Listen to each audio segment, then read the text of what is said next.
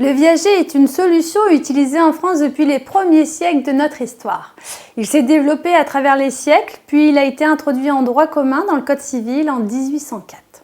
Pour rappel, cela consiste en l'achat d'un bien immobilier par l'acquéreur, que l'on appelle le débit rentier, qui verse au vendeur crédit rentier un bouquet à la signature du contrat et une rente viagère jusqu'à son décès. Le viager est un contrat dit aléatoire puisque la durée de vie du vendeur est inconnue. Et cet aléa constitue un élément indispensable du contrat. Mais l'idée dans cette vidéo, je ne vais pas vous parler des règles de droit, de fiscalité ou d'estimation viagère, mais de quelques personnalités emblématiques qui ont compris, bien avant les problématiques de baisse généralisée des retraites, que c'était une solution de financement et d'investissement profitable et souple pour les deux parties au contrat.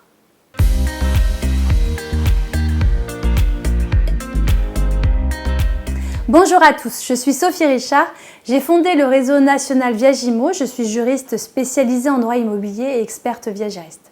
Aujourd'hui, place aux célébrités. Qui a acheté en viager? Je commencerai, car mon cœur me le dicte, par Charles de Gaulle, et c'est un exemple les plus médiatisés.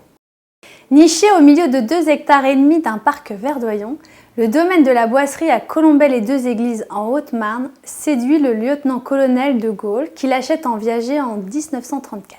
Il est alors marié et père de 3 enfants. Cette maison correspond à ses revenus modestes de l'époque. Elle est géographiquement située entre Paris et les garnisons de l'Est, où souvent sont affectés les militaires. Au décès de la crédit rentière, la Boisserie devient la résidence familiale des de Gaulle. Et même pendant ses mandats présidentiels, de Gaulle décidera d'y passer tous ses week-ends et ses vacances. C'est aussi à la Boisserie qu'il réunit des personnalités et signe des accords historiques. Par exemple, en septembre 1958, il y invita le chancelier allemand Konrad Adenauer et souligna ainsi son profond attachement à la réconciliation franco-allemande et à la construction européenne.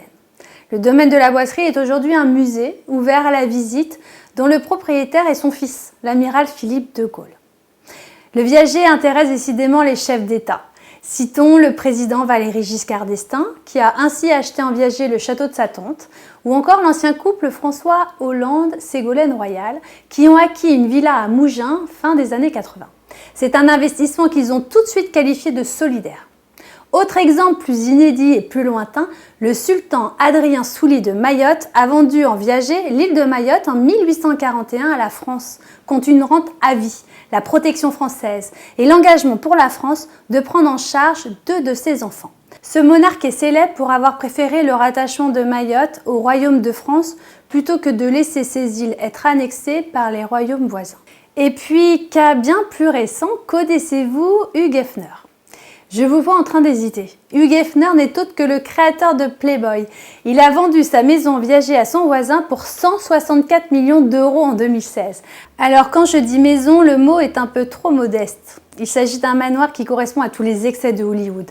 Piscine avec cascade, cours de tennis, salle de cinéma, salle de réception démesurée pour les soirées avec les bunnies, plus d'une vingtaine de chambres, enfin des suites, un mini zoo, 2 hectares, bref, je m'y perds.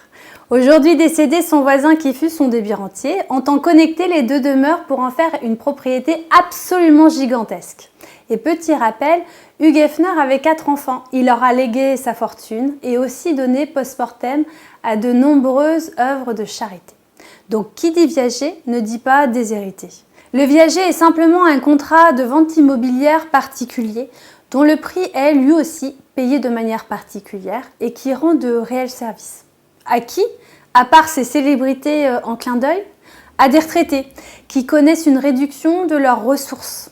À des acheteurs pour se constituer sur le long terme un capital immobilier souvent de bien meilleure qualité que celui qu'ils auraient pu financer en recourant à un achat classique avec crédit immobilier. Ils peuvent ainsi placer dans la pierre, sans être limités par la sacro-sainte règle du taux d'endettement, cet usage bancaire qui interdit à un emprunteur de consacrer plus de 33% de ses revenus au remboursement des crédits. Et s'il s'agit d'un viager libre, à un acheteur qui aura les mêmes avantages qu'avec une acquisition classique, puisque dès l'achat, il aura la possibilité d'occuper ou de louer le logement. Merci à tous pour votre écoute et n'hésitez pas à nous suivre, à partager et à commenter. À très vite.